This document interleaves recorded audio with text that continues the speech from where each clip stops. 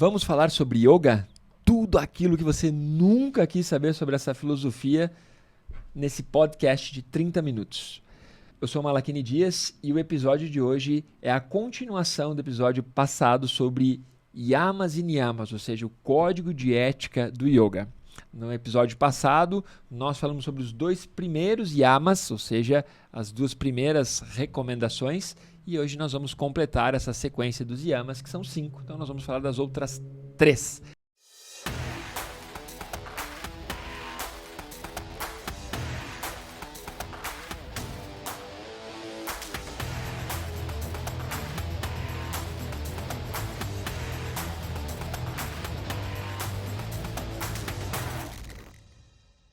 Para falar sobre isso, eu convido a nossa diva do autoconhecimento, a nossa queridíssima Fer Filippozzi. Olá, olá! Muito bom dia, boa tarde, boa noite para todos os que nos escutam e nos assistem. Sejam muito bem-vindos. Então já fica a dica, se você ainda não assistiu o episódio anterior sobre código de ética, corre lá antes de assistir esse para você entender um pouco mais a contextualização. E fica com a gente se você já assistiu. Boa! Para concluir a nossa banca aqui, convoco o nosso queridíssimo Vilmar Duarte, nosso especialista em soft skills e que é o cofundador do nosso podcast. Sejam bem-vindos novamente. E o que é interessante, soft skills tem tudo a ver com os códigos de ética do yoga. Acho que se Patanjali fosse... se a gente tivesse um upload de Patanjali para os dias atuais, acho que em vez de código de ética, ele chamaria de os 10 soft skills mais para ser um bom yogin. Exato. Se ele usasse só o inglês, não o sânscrito, né? Como seria soft skills em sânscrito, hein? Yamas e niyamas. Exato, é isso aí. Mandou benzaço. Bom, então a base toda desse episódio é Patanjali.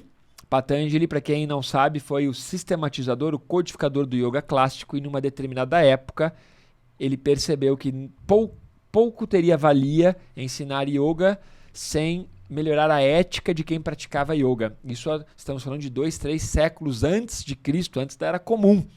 Então, nós dividimos... Nós não, né? Patanjali dividiu, boa, hein? Patanjali dividiu os códigos de éticas em 2 grandes feixes. O primeiro feixe são os yamas e o segundo feixe são os niyamas. Nós falamos sobre não agressão, ahimsa, falamos sobre satya, que é o uso da verdade ou não mentir, e agora vamos entrar nos próximos 3. Para isso, Ferzinha. Vamos começar com a steya, não roubar. Esse é forte também. Na verdade, todos os 5 são bem fortes, né? Todos os 10, eu acho. Todos os 10 são bem fortes, justamente por isso que eles são a base ética antes do resto das técnicas do yoga, né?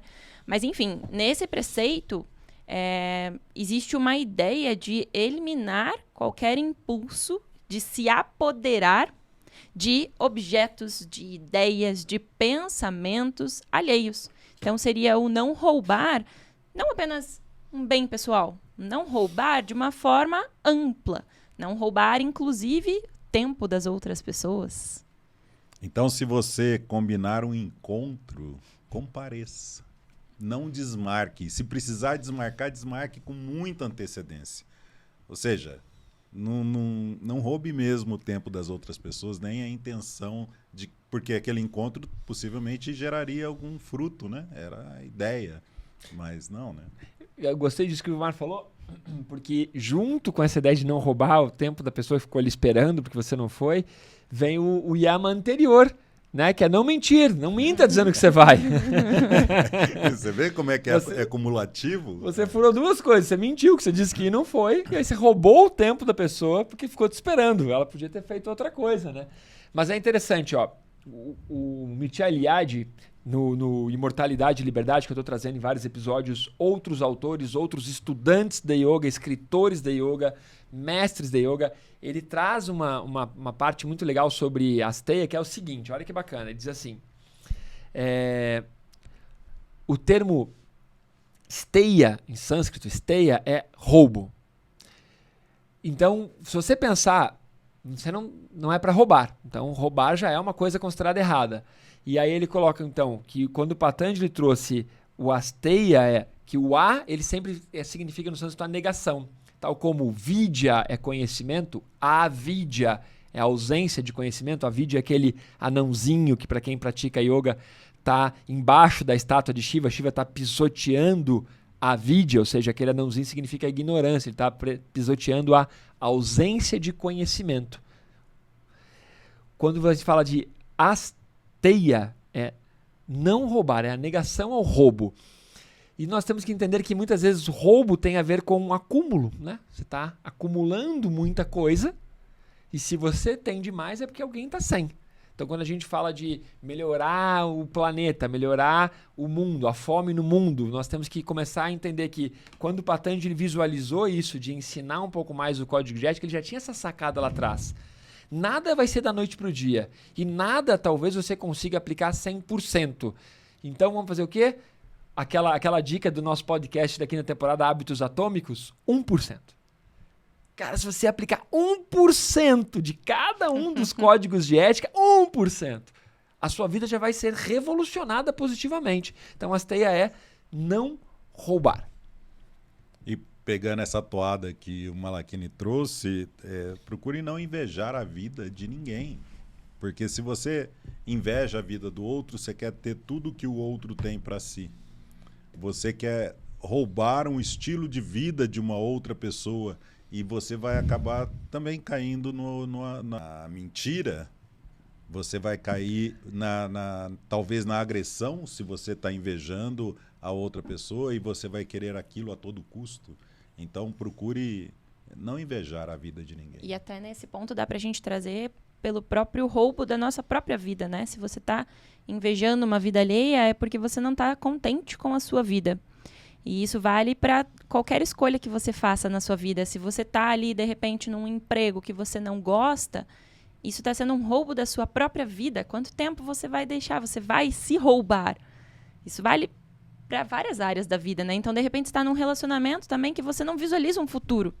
Então, você está roubando a sua própria vida e roubando, de repente, o tempo da pessoa também, que talvez queira outra coisa e você está ali, empatando.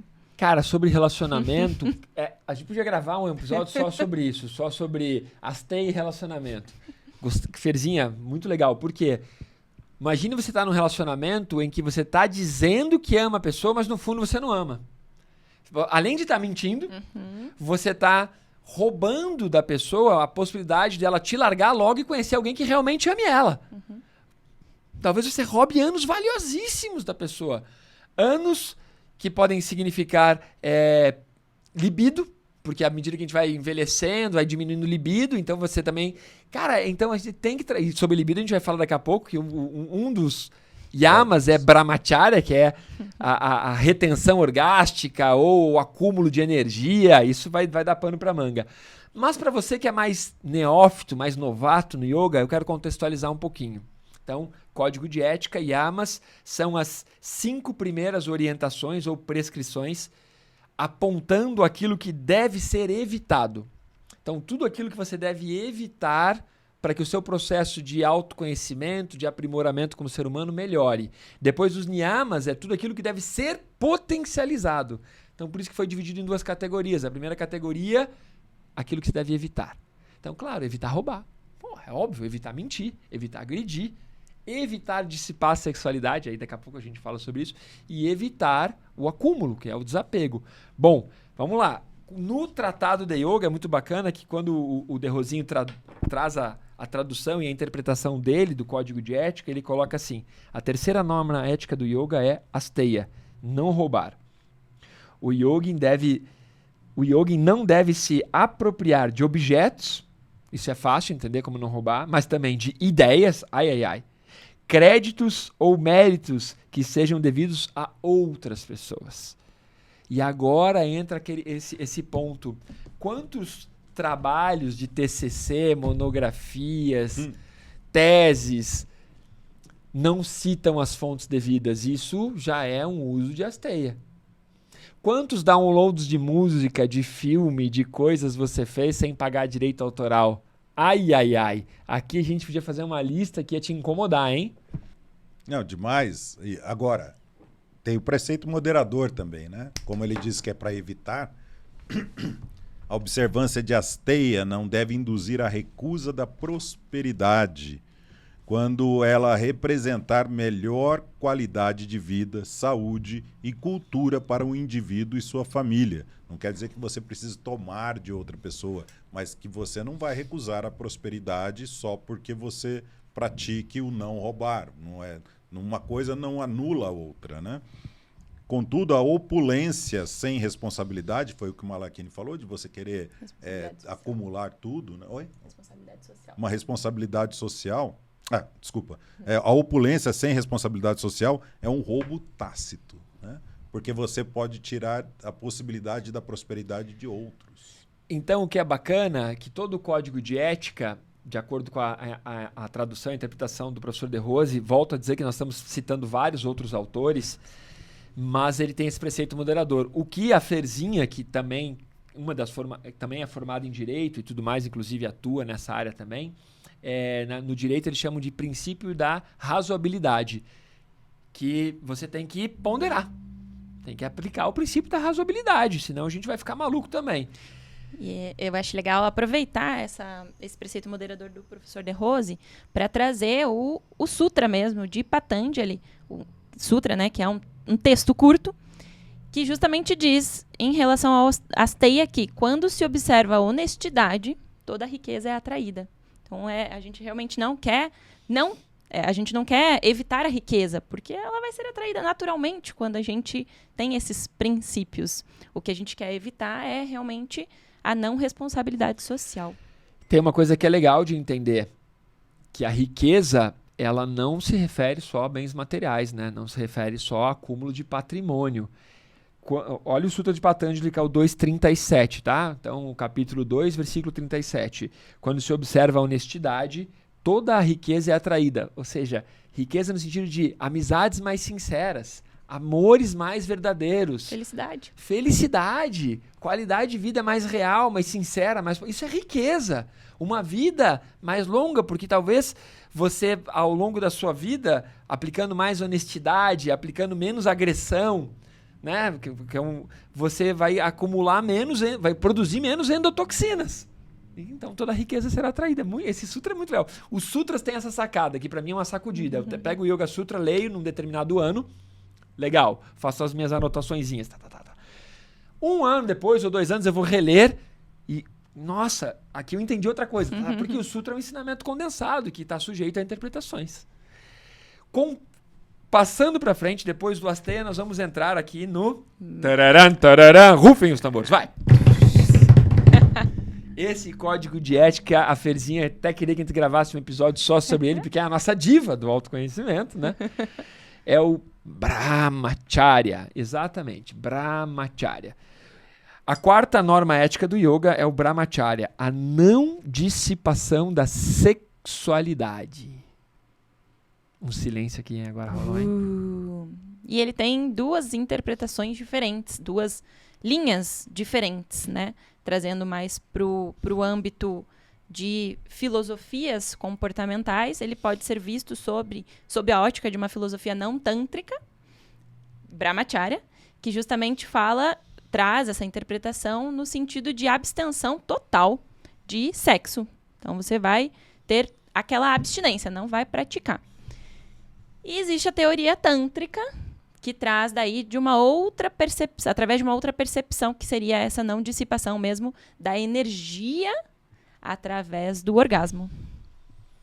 Isso é uma pegada impactante para quem está ouvindo, mas se você parar para pensar, a gente estava discutindo isso antes um pouco aqui nos bastidores, que é um comportamento que já está sendo mais aceito no meio filosófico, no meio de alta performance, no meio atlético, porque as pessoas, se você dissipa a energia, você não tem a energia para você construir aquilo que você quer, para você bater o recorde, para você se aprimorar nas atividades que você faz no dia a dia. Então, para você praticar isso, na verdade, é praticar a moderação. Se você pratica a moderação, você não dissipa essa energia que ela te impulsiona para algum resultado que você deseja na tua vida.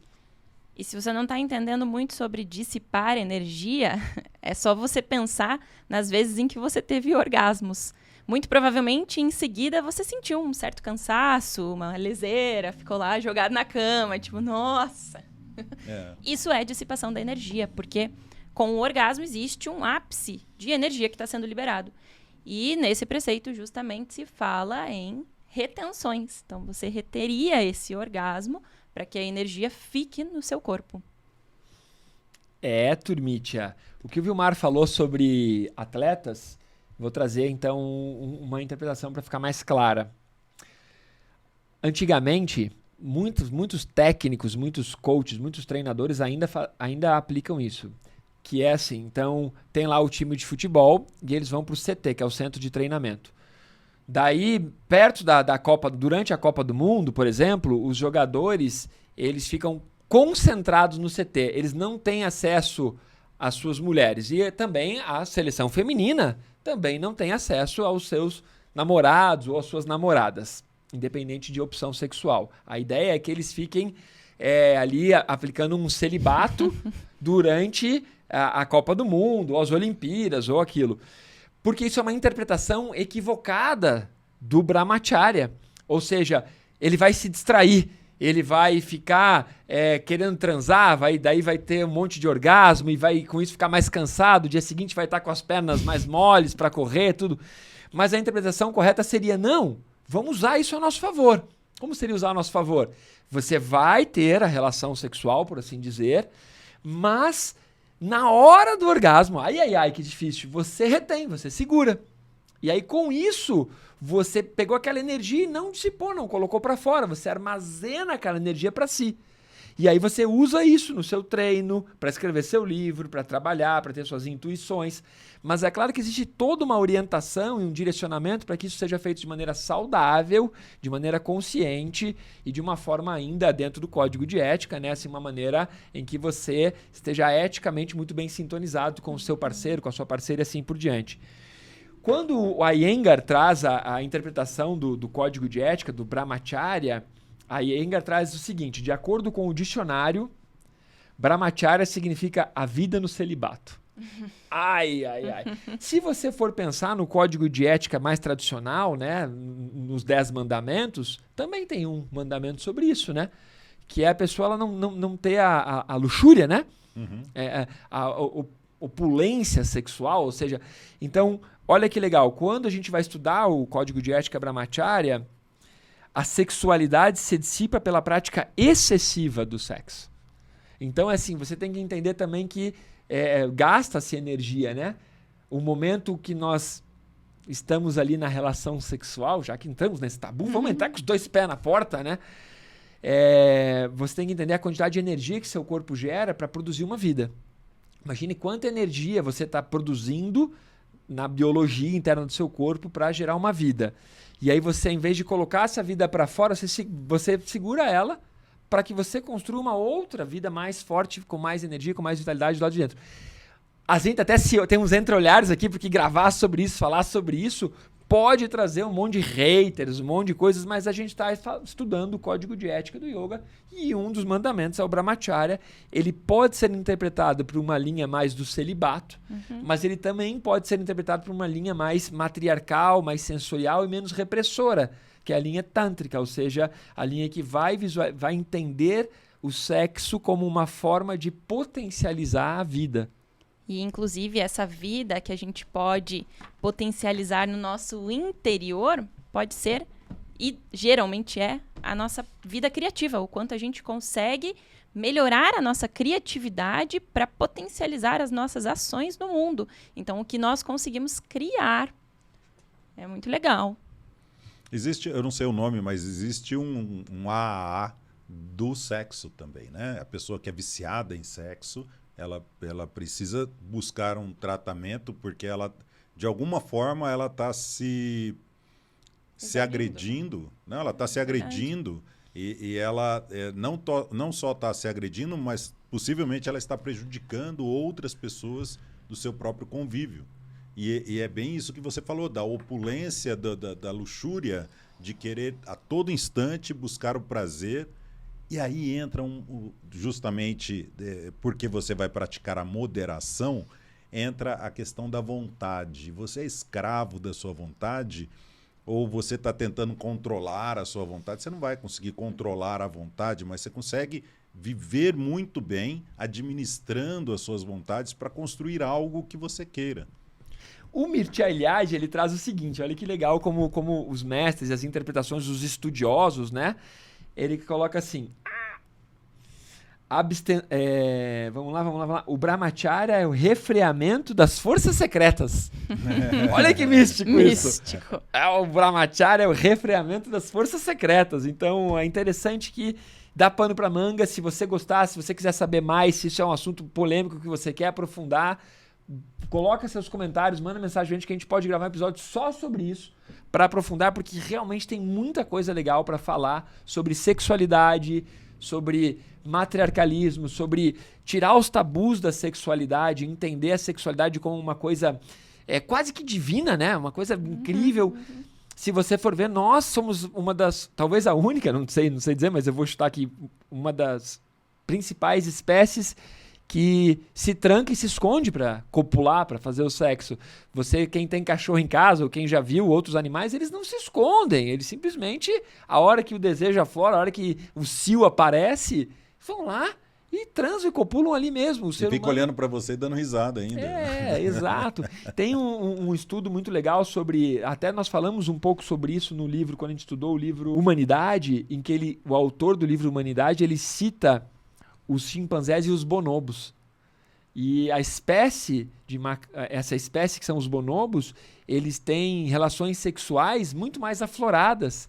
E isso faz com que dentro da espécie dos bonobos, todos cuidem de todos, porque, olha isso, um bacanal geral ali, porque eles não sabem quem é pai de quem, né? E todo mundo cuida de todo mundo. Então é interessante que nós tornamos o sexo um tabu, um pecado, algo proibido, e que existe uma outra forma de ver. Cara, isso é incrível, isso é lindo, isso é maravilhoso. Ai. Vai ter que editar isso aí, hein, Ferzinho? Agora, vai da bucha. O YouTube vai nos proibir, vai falar que ele tá publicando conteúdo impróprio. E olha que legal, o Sutra, correspondente ao Brahmacharya, que é o 238, traz que quando se observa a não dissipação da sexualidade, obtém-se uma grande potência, que é justamente tudo isso que a gente está falando. Então viva uma vida sem excessos. E aprenda a aprimorar essa habilidade, essa capacidade de entender, vou falar de novo, de entender a sexualidade como uma forma de se autoconhecer. No Tantra, ou seja, essa filosofia matriarcal, ela vê a sexualidade como uma oportunidade de autoconhecimento. Mais precisamente, uma oportunidade de se conhecer através do outro. Então é muito legal, tá? É uma coisa, e tem toda uma conotação muito ética, muito bonita, muito valorizada, mas é um tabu e por isso que a gente não fala muito a respeito. Espero que você goste e... Até mesmo porque houve toda uma ocidentalização do Tantra de forma muito comercial, né? Então, existe também um tabu, porque muita gente fala sobre Tantra trazendo apenas a parte sexual mais carnal ali do negócio. Então, técnicas e formas, Kama Sutra. E o Tantra vai muito além disso. Então, quando a gente for até falar de outras linhas, a gente vai trazer um pouco mais sobre Nós vamos o Tantra, gravar um episódio sobre isso. Sobre Tantra. Fique ligado. Fique ligado. E aí, seguindo, para concluir... Os 5 primeiros códigos... E é legal porque a gente está falando sobre isso, e isso foi escrito por Patanjali 3 séculos antes de Cristo. Então é muito legal. Para fechar os yamas, ou seja, aquilo que deve ser evitado, a parigraha. Novamente aparece esse azinho. Então, parigraha seria o acúmulo. A parigraha é não fazer o acúmulo. É interessante que o parigraha é aquilo que é a não possessividade, né? Você falou de acúmulo até nas relações de casal, né? Uma pessoa com a outra. Num relacionamento, se você já está mentindo, se você agride, aquele relacionamento não está legal para você e você não deixa a pessoa ir, você está acumulando também, né? Você tá retendo alguém que você não precisa. Porque essa não possessividade, ela pode ser vista sob a ótica de não ser possessivo com os seus bens, mas também com as pessoas. Então, é isso que o Wilmes acabou de comentar, né? Que buscaríamos essa não possessividade também nos relacionamentos. Então, o outro tem as próprias vontades, tem os próprios desejos, os próprios objetivos, e quando você está tentando controlar a vida do outro, você está sendo possessivo. E é justamente isso que a gente deveria buscar não ser. Um dos sintomas é o ciúmes, né? Ciúmes, inveja. Exato. O que nós temos que entender que a estrutura do código de ética, ela visa construir um alicerce, né, uma base, um alicerce ético-comportamental. Então, para que, ao praticar yoga, você, no mínimo, esteja alicerçado por uma ética um pouquinho mais acurada e trabalhada. Volto a lembrar, preceito moderador. Se você conseguir aplicar 1% de cada um dessas normas, o seu processo de autoconhecimento será alavancado. Então, o aparigraha o yogin não deve ser apegado. Não deve ser apegado aos seus bens e ainda menos ao dos demais. Porque às vezes acontece isso. Não fui eu que batalhei, que construí a herança da minha família. Mas aí eu fico bravo com meu pai, com meu avô, porque ele está torrando o patrimônio dele. Mas é porque eu já estou pensando na minha herança. Então você vê como o ser humano ele é, né? Ele realmente é muito apegado. Mas tem uma coisa interessante que as pessoas confundem. Vou entrar nesse ponto aqui, também acho que é legal. Ser desapegado não significa não possuir as coisas. Então vou dar um exemplo aqui. Eu estou com uma caneta mais simples aqui, uma caneta bacana, até uma Crow, mas vamos dizer que fosse uma Montblanc. O Vilmar tem uma Montblanc muito bonita, né? Ganhou da Valzinha. Valzinha, beijo. A esposa do Vilmar ali, a mãe da Vicky, muito legal, companheira do Vilmes. Que a gente já contou a história. Foi ela que deu de presente, que trouxe o Vilmar a esta filosofia, a esta metodologia. Mas não é para você não ter uma Montblanc. Você pode ter, você deve possuir as coisas boas, as melhores coisas. Mas se por alguma razão ela estragar, você perder, você for roubado, a sua vida não acaba, a sua vida continua. Você segue. Então a Montblanc foi roubada e você entra em depressão ou briga com todo mundo, agride todo mundo. Não entendeu. Então não é para não ter. É simplesmente, cara, você pode possuir. Vou falar do surf. Eu adoro surf, então eu tenho muitos equipamentos de surf. Mas se um dia roubar minha prancha, estragar, quebrar, acontecer, tudo bem, a vida que segue. Então o desapego, ele é assim, num relacionamento. Você tem um relacionamento, terminou o relacionamento, a sua vida acaba, significa que você estava muito apegado à pessoa. Uhum. Você ama a pessoa, você adora ela, mas terminou, vida que segue, desapego. Então é difícil, é doído. Porque quando nós falamos de desapego, imagine aplicar desapego a entes queridos, e aí? Diz muito mais respeito à importância que a gente coloca nas coisas, né, do que de fato a tê-las ou não tê-las. Então é bem isso que o Malakini comentou. Se por uma mudança do destino você acaba perdendo, você é rico e acaba perdendo todos os seus bens. Importa muito mais o quanto você consegue lidar internamente com essa situação e realmente consegue continuar a sua vida, do que de fato você deixar de ter aqueles bens. Não é muito sobre os bens em si. Sobre, sim, mais a forma como você lida. E poderíamos trazer interpretações muito mais místicas de tudo isso também, né? Então, eu vou trazer novamente aqui o Iyengar, né? BKS Iyengar, que é um mestre de yoga muito conceituado, ficou muito famoso na Europa, e é uma metodologia incrível também. E no livro dele ele traz a seguinte tradução ou interpretação da parigraha, que significa acumular. A ideia é que a pessoa não acumule. E aí ele coloca o seguinte, olha que interessante. O yogin sente que acumular ou entesourar coisas implica em falta de fé em Deus. Olha como nós podemos ir para uma interpretação mística, divinizada. Quando o Patanjali escreveu o Código de Ética, não existia a ideia de um Deus master, Macomaster, onipresente. Não existia essa ideia. E aí, olha, a interpretação já vai para esse lado de que é não ter fé em Deus. Então, quando você vai estudar o Código de Ética, quando você começa a estudar yoga, a ideia é que você, sim, leia vários autores e tudo, mas verifique, você é de uma pegada mais mística, então a tua interpretação vai ser sob a luz mística. Se você é de uma pegada mais técnica, menos mística, então a sua interpretação vai ser pro lado daquilo que no yoga chamamos de Samkhya, que é naturalística, não mística, ou pro lado do Vedanta, que é místico, espiritualista, que é baseado mais na crença, enquanto o Samkhya é baseado mais no saber.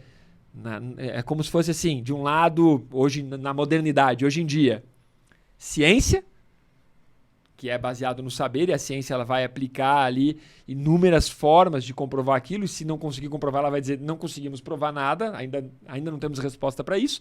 Ou o outro lado da crença. Ó, galera, é por aqui. Eu acredito que, segundo Deus, segundo tal livro, então a gente tem que entender que podemos interpretar o yoga, bem como o código de ética, por essas duas principais vertentes, mística e não mística. Eu vou colocar só uma pitadinha aí de pimenta em cima da ciência, que a ciência tem muita crença em cima da ciência também. Porque tem muitas teorias que não têm comprovação alguma e que existem determinados dogmas que, se você trouxer uma hipótese ao contrário, ou que não necessariamente é igual àquela, e a academia idolatra aquela, você está em maus lençóis. Então tem até uma mística em cima da ciência também. Até o que a gente trouxe na última temporada, exatamente, né? No livro Humanidade, vários estudos meio que fraudados ou imparciais. Exato. Né? Mas acho que o Vilmar usou o termo correto. Quando é uma teoria. É uma teoria. Não tem comprovação. Exato. Às vezes nem tem como comprovar. Uma outra coisa é uma tese comprovada, uma lei universal, mas isso não é uma teoria. E só dogma que eu acho que fiquei na dúvida, porque para mim tudo que tem dogma está mais associado à religião, né? Um dogma, a diferença entre filosofia e religião é que religião tem dogma, filosofia não tem dogma. Então quando a gente fala de yoga, a gente tem que entender que é uma filosofia.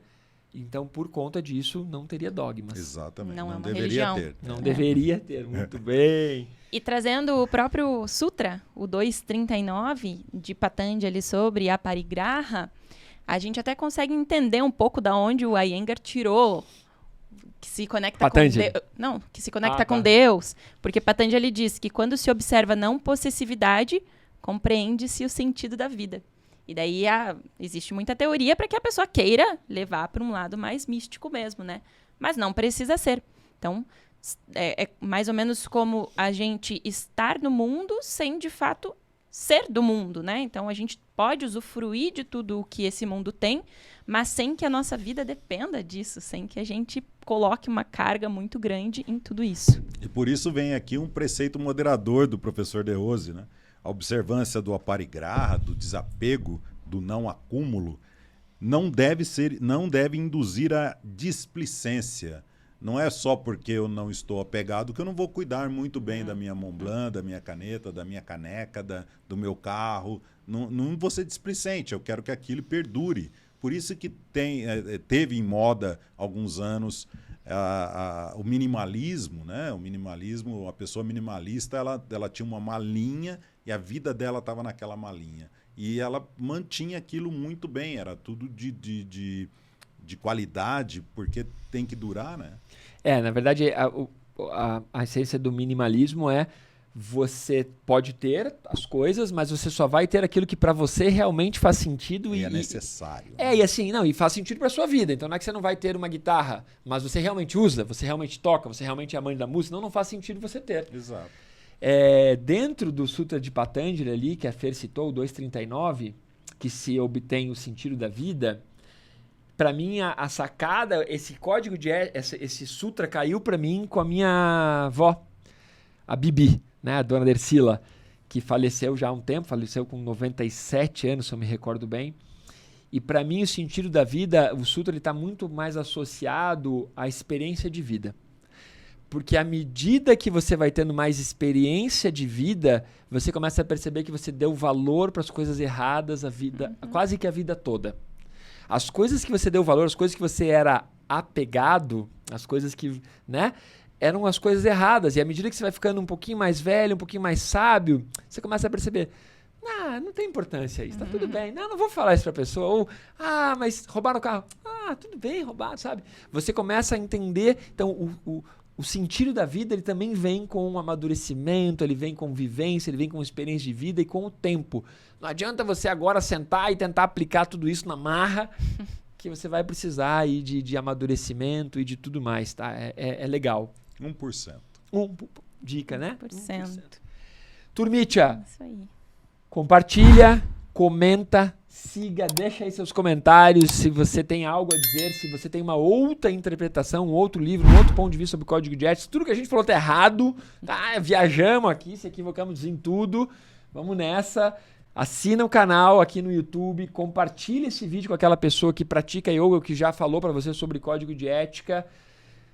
Na próxima quinta-feira, então nós vamos vamos dar início aos niyamas, que é aquilo que você deve fazer.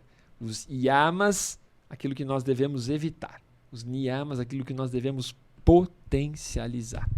Fica com a gente. É isso aí. Um abraço. Vrau!